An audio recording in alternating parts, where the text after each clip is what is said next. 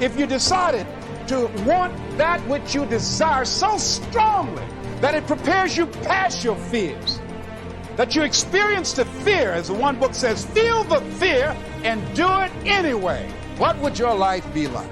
And I'm saying to you that all of us who have been entombed by fear have the capacity to resurrect ourselves.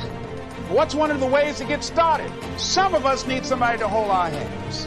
Sometimes we need somebody to help us out.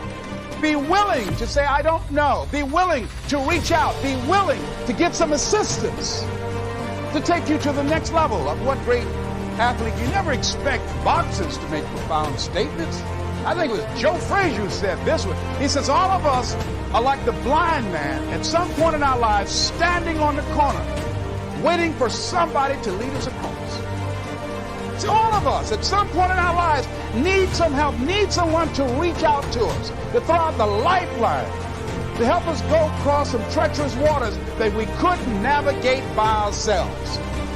The people that win may have a bigger vision, but they have accurate depth perception. They understand how close their goals are, how close their outcome is, and they're constantly in a sprint to get there throughout their day. That means consequently, they get started earlier and they finish later. They get up earlier.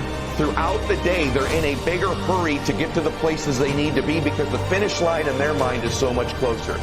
I cannot emphasize this enough to you, is just the pace and the way time shrinks for elite performers compared to the average. You don't achieve worthwhile goals quickly or easily. They take time. They take struggle. They take relentless pursuit day in and day out.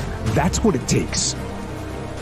But also, things don't usually fall apart quickly either.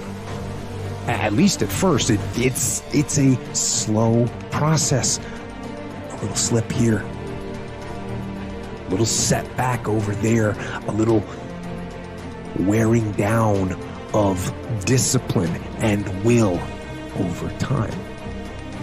That's the thing. Success and failure are generally slow processes. Either slowly building things up or gradually tearing them down. And that's why I say you've got to pay attention.